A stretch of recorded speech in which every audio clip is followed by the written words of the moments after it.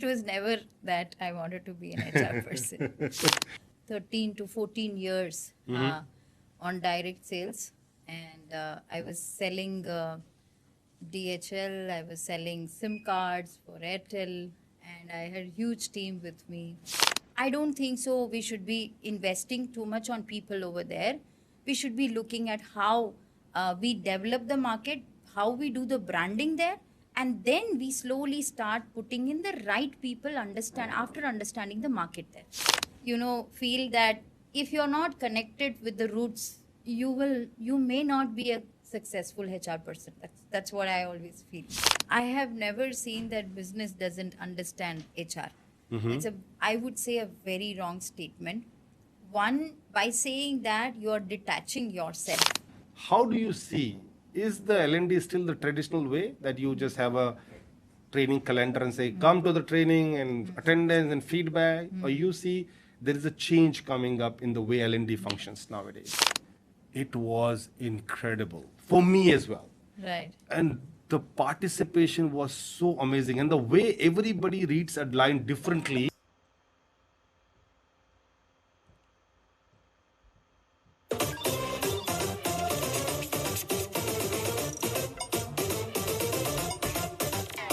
Hello, everyone, and welcome to the yet another episode of Culture Beat by Incredible Workplaces. This is a place where we bring you the HR leaders and business leaders, and we talk to them about their experiences. So today we have Deepti with us, who is the Director HR of New Age Software, to share her experiences with us. So welcome, Deepti, to the show. Hi. Thank you. Awesome. So, Diti, let's start with your own journey with HR and how did that start? Were you always wanted to be in HR field, or you were an accidental HR? It was never that I wanted to be an HR person. I started about my professional journey about 25 years before. I started off with a very junior role, like anybody else, which was a front office executive. And eventually I kind of grew, learned, and I thought my future of career will be in sales and marketing, because I spent almost about 13 to 14 years on direct sales, and I was selling DHL, I was selling SIM cards for Airtel, and I had a huge team with me. Used to win a lot of awards, and that used to keep me going, saying that, this is how I think I'm going to progress in my life. But eventually I understood that it was not the work which was keep me going, but it was more of people I was interacting with.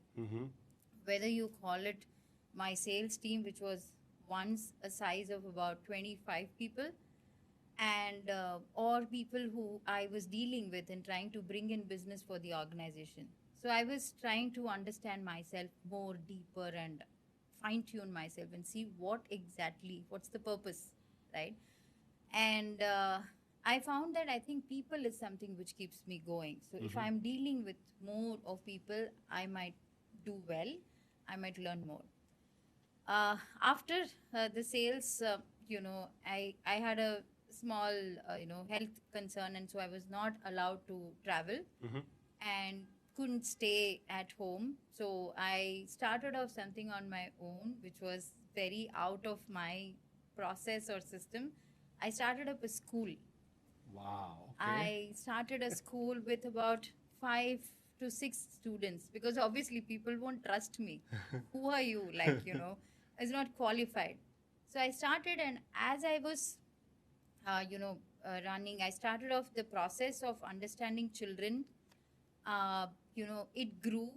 It grew at the end of 5-6 years. When I completed, I had about 68 students in my school, with all different age and with all different capabilities, because I started off training some of the special children as well.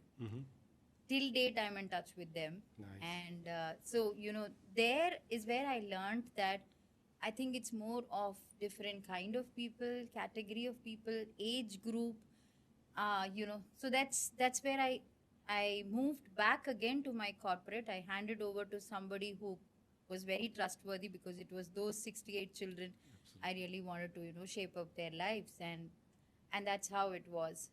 And then when I moved in again to a software company, I moved there as a quality specialist because I am a black belt Six Sigma, and with Airtel, I could able to get myself certified.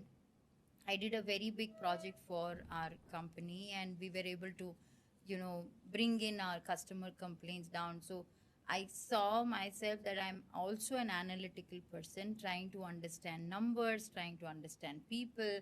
Now I wanted a, clarity as to what exactly I should do, and then is where I got into this organization, and they said it was a small setup, just starting up, and they said, would you be able to handle HR? I said, okay, let me, so they wanted a process correction. At the same time, they wanted people also to be handled. That's how my journey of HR really started, But it came with all, combination of different people I dealt with. In fact, just a little ad, my recent research I did, which was with Liverpool University, UK, was on HR, and I did my research on senior citizens. Wow. So I wanted to touch base on every age of human life and see what exactly it is, and try and see what more I can do. So as an HR person, obviously you don't deal with senior citizens, or you don't deal with those school children I met. Correct. But then, yeah, that's always an interest to see what is this human all about and what is that I can do. But yeah, finally found myself in a very very comfortable and very exciting phase. I would say is HR is where I'm now trying to connect with people and do something for them. So that's how I reached. That's really awesome because you are also sales, Yeah. you're also analytical, and also you have a part where you really wanted to make an impact, whether it is kids or senior citizens that you want. That's a very, very rare combination. But many of times, Deepti, I'm sure you also must have heard, or you must have said in many other conversation, is that HR should also be a business leader, right? They need to understand business. 100%. And you are coming from business, right? Some element of business. You have seen HR other side of the table, Yes. and then you chose to be at the same side. How much difference it makes for a business leader, or how much impact it makes in a better way when a business leader becomes an HR? Is there any advantage for that? Lots of advantage. Lots.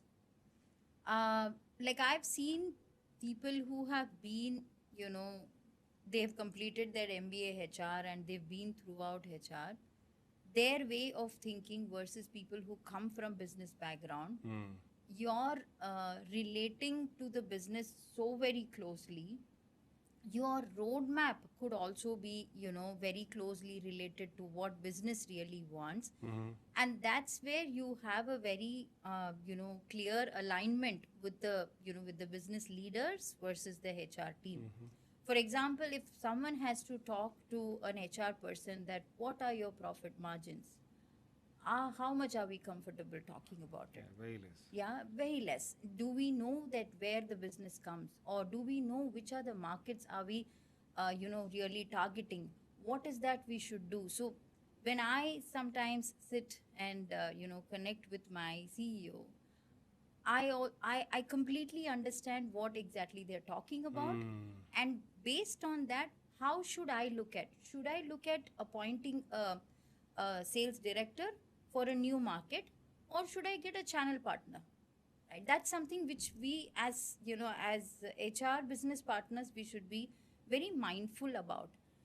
So my always thought is that when so I tell my CEO that when we have our new markets coming in, I don't think so we should be investing too much on people over there. We should be looking at how we develop the market, how we do the branding there, and then we slowly start putting in the right people after understanding the market there. we cannot just like that appoint somebody and put there and see whether that person is a failure or not.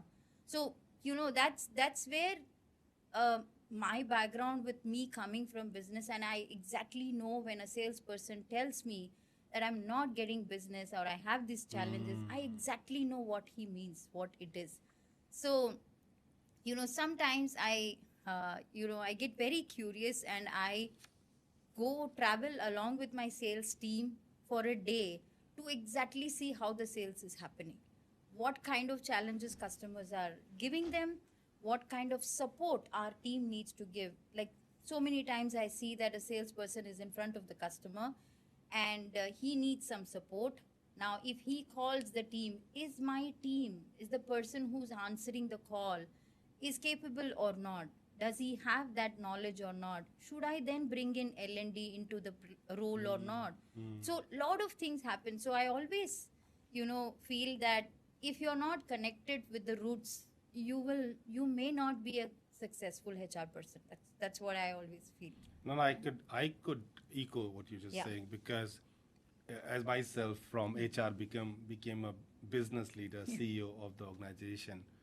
If I get an HR like you, who just understand what I'm saying, or rather advise me that what could be a right way, Yeah, yeah. it is a gold for me, because end of the day this person's talking business and trying to align it with HR, and Correct. maybe I might not be thinking that clearly from a talent perspective as Right. this person is able to. And I think, Deepti, many a times people complain that HR does not have a seat on the table.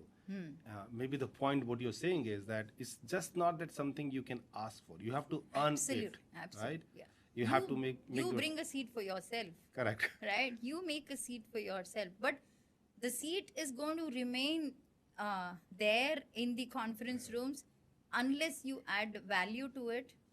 It doesn't, So you got to keep adding value, and adding value to business is not anyone or everyone can do it. Only when probably you have a mix of understanding that what are the challenges business has, or what are the challenges people have, is where you will be able to, I feel you will be able to relate very well. Correct. And look at the other side of that, right? Many a times when you listen to the HR, they will say the business does not understand this. Like, they are not hiring this candidate, why they are rejecting the CVs, or why they don't give the JD in a proper way that we want. And I think what the side I'm looking at it, and imagine I am also, let's say, imagine I'm a sales director of the company, of the same company where you are director, right, in HR. And we are having conversation, and I could sense that Deepti is actually knows what I'm talking and what is my pain area. And she's saying, Govind, I think you should think it in that way. I would see Deepti not as a just an HR colleague of mine, Absolutely. but a partner that can really tell me that, Govind, maybe you need to think slightly this, and maybe because I have been on the field with your team members, I can tell them that they're struggling. So maybe Right. you need to work in Exactly. this way. Exactly. How much confident that I will have to go to Deepti and say, well, Deepti, help me with that, right? Yes, So yes. now you became a very true business partner, Partner, that we exactly, always exactly. always call. Very true, very Do you true. think your colleagues in sales and other functions feel the same way? I think so, because, I don't see, like, with my HR career, I have never seen that business doesn't understand HR. It's I would say, a very wrong statement. One, by saying that, you're detaching yourself from the business, whereas you are a business partner. Correct. You've got to be part of it. Correct. If they do not understand, then there is somewhere something wrong, probably with my understanding, for me to know, because they are coming with a very clear, requirement, clear challenges they have been facing in the market or with the competition. So, if I am not understanding, then I got to correct it. I got to further, deep dive and see what is that I should do. That's how I think it should work. Whether, like in my experience, whether it is a marketing team or it is a technical team, like in the whole journey, even we learn, right? So I can now talk about what is Angular JS, or what is Java, or what is Python, or what is AWS. It's the journey, and you got to keep yourself open to these learnings, and then see how you relate your solution, for the respective team. So whether it is sales, marketing, unless we don't understand their business problems, we will not be able to, solve them, or we will not be able to provide that right guidance to them, I would say. Yeah. Other thing I want to ask Deepti is a little bit on the mindset, right? So there are Indian companies, there are global organizations, and both of them operate very differently. The mindset of the top leader is very different. And you work right now in a global organization, right? In your opinion, how do you see HR change, or the way HR works in an Indian company and a global company? Do you see any difference, or you see that both are basically same, or they need to elevate themselves to think globally? It is challenging, no doubt, because like when we deal with people outside India, one, the culture, the style of functioning, time zone comes in the last list, I would say, because that we know already. But the laws there, the requirements there, and most of the time it also happens that if it is an organization who is based out of India, or maybe Asia, it is easy to set processes over here. But when it goes outside Asia, then it gets challenging in terms of all these aspects which I said. But at the same time, again, you got to have the same mindset of what you have been as a business partner. Keep that mindset fixed in your head, that you are a business partner. You got to see that how you are going to help, whether it is Mexico or Canada or Spain, whatever it is, it doesn't matter. So you got to keep that bit always fixed with you, and keep things going. Take it the way it comes from them. We cannot say that because I'm wearing an HR hat, what I say is right. No, you got to be more, aligning to what their requirements are.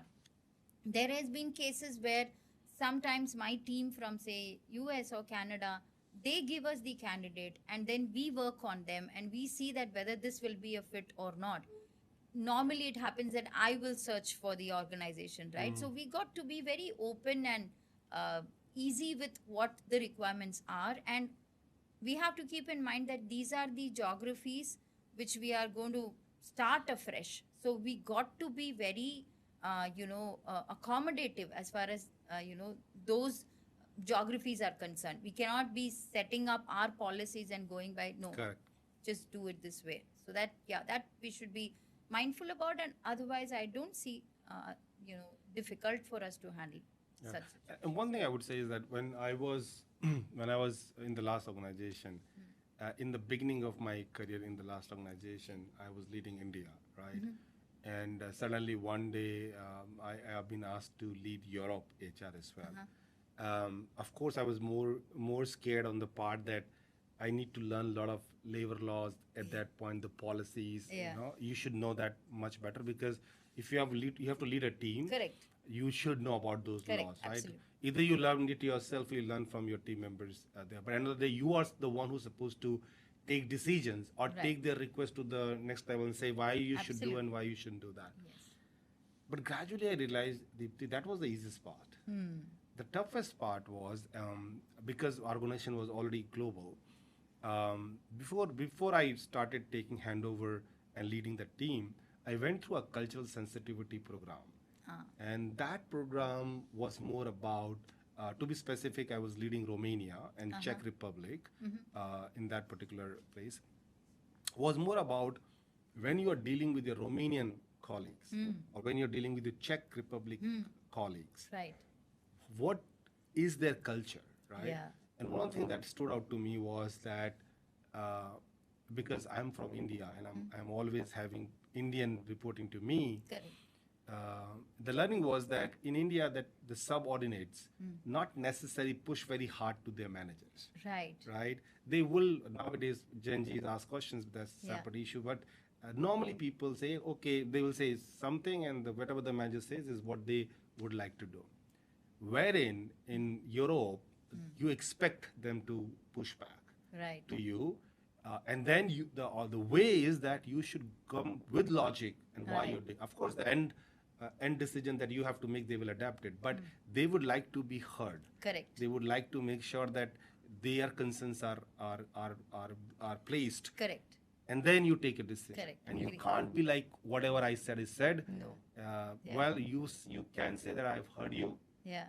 And this is why I'm going with you what you said, or not going with what you said. So I Yeah. think there are a lot, and we are becoming a global in itself, right? Correct. Every organization nowadays have units in other places. And Yes, I correct. think you said very important that it's important not to just say that as HR, what we are saying is correct, but Yeah. do it differently. We changed, with my current organization, we changed few of the policies. We changed based on what, our counterparts from different geographies had to bring it to the table, and very adaptable. We wanted to, see, we know end of the day, they are, selling our brand. They are doing something for our brand. And if we are not going to keep them happy, then the whole purpose is not met. And it's just not the question of keeping them happy, but if that is what is required, then be it. Those small changes, if it's bringing them some comfort, then we should be very adaptable and open to what, the other geographies bring it. Yeah, and this is also about changing the mindset, Correct. the skills that you need to have to manage a Yeah. globally diverse Yeah. report is under you. Yes, yes. And this brings to me to the point that you are also managing L&D Yeah. in your organization. And everybody knows that today the world is changing so fast, Right. right? And whether it is your skills, whether it is the impact of technology and AI, or I would also say whether it is the impact of geopolitics, Right. right? Yeah. A lot of people are losing their job because of the geopolitical stuff that is happening. Right. Businesses are very vulnerable right now. Some Correct. businesses are flourishing because of the war. Yeah. Most of them are vulnerable. And that is where when you have to do restructuring, a new name to lay off people. Right, right. When you restructure people, you need to learn the art of how to communicate that also. Correct, I'm saying. correct. But these are not the skills that you might be taught in the schools, or you are very used to because you do fire people every Right, single right, day. right. So L&D plays a very important role, whether it is because of technology shift, or it is because of geopolitics, or it is because of entirely the way the organizations are strategizing things nowadays. I see this particular field is I love this field of L&D. Why? Because you are continuously improving somebody Right. because of the business demand. How do you see, is the L&D still the traditional way that you just have a training calendar and say come to the training and attendance and feedback, or you see there is a change coming up in the way L&D functions nowadays? See, anything and everything is now going through a change, and the most important part is your learning process also needs to change. We all are now very tech savvy. We have information right in our hand, 24/7. So the only aim an L&D person or a department should have is that how do you reach that information to that individual? Surely not are those days that you, as you said, that you bring them to the training hall and conduct the training. We have to, again, as business partners, we have to keep in mind that how well you utilize that individual's time, because his or her existing time in the desk handling a customer is equally important. At the same time, getting him or her updated with the new information is equally important. Correct. How do you manage this and balance both of these, in that individual's day-to-day life? Work-life balance is, again, very important. So you cannot say that you work Monday to Friday and Saturday, Sunday. And learn Saturday, Sunday. That's not happening. And as you rightly said, the Gen Zs are going to straight away say no to your face. So you will have to find a right solution, right way to see to that the information keeps reaching. Good part now, whatever, because of the social media and the phones, all of that around, people have created that curiosity in them, which was, I would say, was not before. Like, whatever information is being provided to you, you work with that. But now people look for information. Now, keeping that curiosity in mind, if we are going to use that as my base to, bring in more information into people's head, I have achieved what I want. Of course, no way it is the training halls. Even I would say we are slowly getting away from the virtual connects. That even that's not happening. So keep the information on the go. Keep the information whenever he or she requires. The information should be available, and he or she should be able to learn out of that. That's I think that's more than enough. I remember in one of my organization, we implemented. So I was working. I was taking calls for a call center for at least about 2 or 3 years as part of my quality profile, because I really wanted to understand how the communication goes, to the customer, and what is that, can we do it easier for that employee who's taking non-stop calls, right? So in that process, we learned that there are a lot of new things which keeps coming up, and that information is not available with the call center person. So we started having a scroller right down at the end of the, at that time we never had something as FAQs or search option. So there'll be a scroller which will keep going, which was, I would say, now it is very old fashioned. Nobody has that patience to read that scroller. But I'm saying at that point of time, we had this, thought of how do you give that information to that person. But it was creative enough at that point At in that time. point of time. Yeah. So- With the limited technology you have. Correct. So now, again, the the aim should be that the information availability for that person, he or she should have information in whichever form you provide.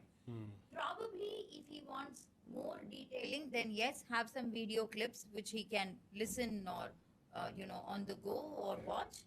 But keep that updated info coming to him every now and then, so that he's not out of details or out of information whatever he wants. So I think L&D should somewhere evolve to what it is now, to keeping only bit in mind is that how do I keep my team, my members updated with the information. That's about it. Let me ask you, right? You take care of a lot of people development, right? Yeah. Let's talk about you. What is your best way of receiving and developing yourself? Do you like the micro content? You like book reading, or I see you go to a lot of conference. That's a great way of learning as Yes. well. What is your favorite way of learning? I am more into, I like to watch more. So you have types of learnings, right? Correct. I think that's called kinesthetic learning, which is you watch and you observe and you learn. I'm more of that kind of a person. So I will be more into the YouTubes or into the online sessions and, online classes. I like very recently when I got myself certified on PMP because I could see that in my organization, the project management was not really followed well. And now if I have to take people and I wanted to follow that process, I should know about it. So I did through PMI, I did I certified myself. And there I found very comfortable when the lectures are given by the, professors sitting somewhere in US, be it late night, but I want to watch them and see what they are, teaching us and how the case studies have been solved, what kind of discussions are coming up. I think I'm more of that kind of a person. Yeah, I relate with this Yeah. because I do watch a lot of podcasts myself. I love geopolitics, so Okay. I learn a lot of geopolitical stuff. And I think the way to nowadays the content is also created. Right. I wish we had similar thing when we were in college. The concept would have been so clear. Yes. Because the way they show visualization and the storytelling way, you connect the dots, So right? well. Very true. Yeah, you don't have to just read. Read. But I would like to share one creative way that I experimented Uh-huh. 2 months back, I believe, in my own organization. What we did, Dipti, is that so I'm not a book reader, but I do know the value of books. In my last organization, that is something that I kind of inherited Right. because before any any conference that you used to read one book. They give you read and you tell what is there in the book. Okay. In the beginning, it was very hard because you're not a book readers, but it's hard. But when you started reading it, I started feeling like this is a great way, right, to learn stuff. So we did an experiment, which I did in my last organization, but I thought that we should experiment here. And the experiment was that to all the employees of my company, we gave them a book called How to Build an Ultimate Sales Machine. It's a red cover book, a very nice book, but it is not only about sales. Yeah, Okay. it is kind of revolving around sales, Sales, but it okay. has a lot of many other things. Right. And then Deepthi, we decided that every week on Thursday, 11 to 12:30, we will meet virtually. So we are a remote first organization. So we'll all meet virtually. And before that particular call, we know that chapter 1, 2, 3 should be read. Come and share your own version of learning that you got from Okay. it. You don't have to necessarily talk about points. Whatever comes to your mind, you talk Very about it, nice. is what we just said. And during that process, you can share connection of what you learned to what you see Right. right now in your day to day. Okay. And what is that you wanted to change? We did week 1, week 2, 3, 4, 5, and the 6th week was supposed to be in person. So everybody flew from wherever they are Wow. on the day 6th. That's nice. It was incredible for me as well. Right. And the participation was so amazing. And the way everybody reads a line differently and connects That's it. interesting. Very It interesting. was like I could feel the passion among people when they were sharing this. Like they said, like we know why this is now like that because we learned this, this particular art. And team member, without me saying, have started implementing. So we created a WhatsApp group Okay. of what you implement from Right. that. And they were like, hey, we now started working more on calendar. Hey, I've started using this to-do list. Because it's not about sales only. It's about lot many things. Because Okay. sales also about you have to be disciplined, Right. In your Of sales, course. you can't be like that. And 6th day, we sat down. We spoke about a lot of things because that was a longer day. We sat down, spoke a lot of things, strategies, etc., etc. And then we posted. If you go to my LinkedIn, you'll see a picture of all my team member holding that book, and think I've seen I it. just posted that there. One thing this is great stuff, and one thing that came out of it is because when you are in so many discussions, Right. progressive discussions, Right. we also decided a lot of things that we will be doing in this year. Okay. And one of the things we decided, and not almost implemented, is that incredible workplaces to showcase to the world that we are a thought leader in the space of the work culture. We will be doing culture champion certification for individuals. So we started that now. We already did in one city, Bangalore. Okay. Now we are doing it in Delhi, specifically Gurgaon. Okay. And then we'll spread less. Soon we'll do in Chennai, right? Where we will be calling people, and there will be a master class on how to be a culture champion, very nice. and people will be certified on that. What I'm trying to say is that I found that a very unique way, not boring at all. And if you are not even able to read those chapters, that's fine. Right. Right? It's not Right, hard to right. write. You do it your best time. But when you listen to others, one, you have a feeling like Yeah. these people, right? I didn't. Yeah, Right? yeah, I don't know yeah. what they're talking about. Yeah. But when everybody start talking, then you start listening and say, okay, I can connect with this. Correct. And the people were honest enough to say I couldn't read it because of the work, but I could understand what you're saying.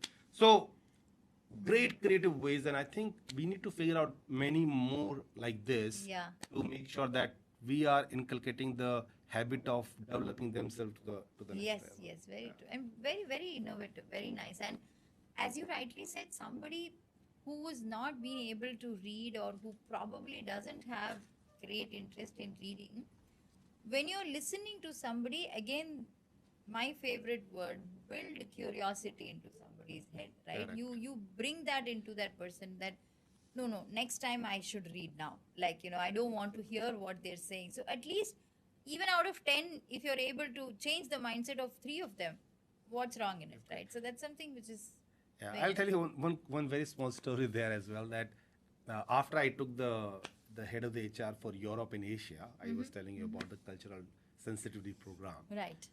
So that time CHRO said, Govind, would you also like to take the global L&D role? And I was like, man, I know L&D like training calendars.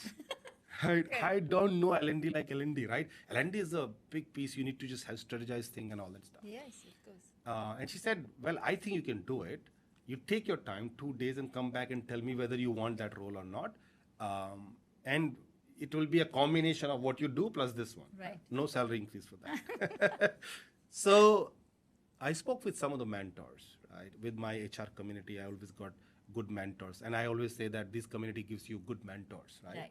So I spoke to two of them, right? I said that I'm not a L&D guy, right? I can do training calendar and all that, but I know that L&D is much beyond this, right? Correct. Will you teach me if I take this role? Will you teach me how to strategize L&D for an IT company, Right. Which is global, Right. You have to take a lot of decisions on whether to buy Pluralsight or Udemy or Yeah. this software, that, so all that stuff you have to do. And they were kind enough to say, no worries, you go. If your manager is showing trust on you, you go. The first problem I faced, thanks to all the mentors, but the first problem I faced is that the training managers and all those people came and say, we have this training. There were 30 people who were supposed to come, only 10 came. 10K. And thanks again to the mentors. And I looked at it very differently. I said, Deepti, that, well, I would also not go to training if I don't see a value in what I'm trained on. Correct. So I think the problem is not that people don't want to come. Problem is they don't see value in it. So what I did is, and I used to call it a pull strategy than a push strategy. Today, L&D is pushing people. Correct. You have to come. You Yes. get your manager email sent to the person saying, "Apne bande ko bhejo for Correct. the Correct. training." Very true. To a pull strategy where you tell the importance of why this training program is important for you. For you. If Correct. people will see the value, you don't have to. Yes. You don't have to Yeah. pull them. Yeah. So I think that was the strategy that really turned the things. And I think we need this kind of thinking Right. from a traditional way. And I think, like you coming, I never come from business, right? So I was always in HR since beginning. But I always get to think from a business leader perspective. Why he's saying what he's saying, right? We are solving his problem or her Right. problem. Yeah. Why would he even push back? Because there's a reason why he would push back. He's not our enemy, right? He sees things differently than an HR. But that takes me to the question. You come from a business side. You have seen business side, you've seen HR side. And as HR, we are always like, we go to conferences, talk about all the best practices we have, etc., etc. What we don't talk about as HR ourselves is, what are we doing wrong? What should we not do? So my question to you is, if you have to tell me as ex-HR, still HR, I would say, or other HR colleagues that are watching this podcast, what are the things HR must not do? What will you say?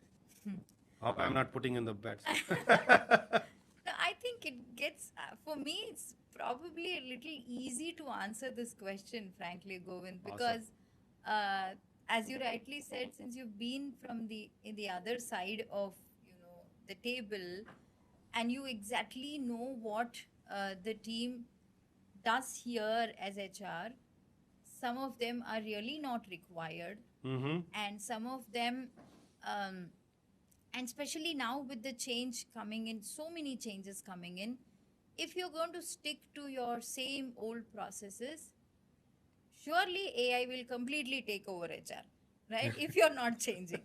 That's the threat I think HR person should have. And what, we should not do is that come out of, in some physical terms, come out of your desks.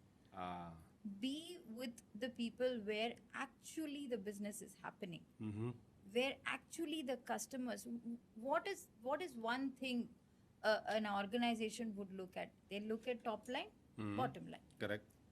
Now, if I don't know where my top line is coming from, or where am I losing out on bottom line, I will never link myself with the organization. I will always be a standalone human resource department. You should be so close. You should be probably, sometimes, I sit with my customer support team members who are actually taking the call and just listen to them. Tell them, guys, I'm not going to judge you, but I want to understand what challenges you all face.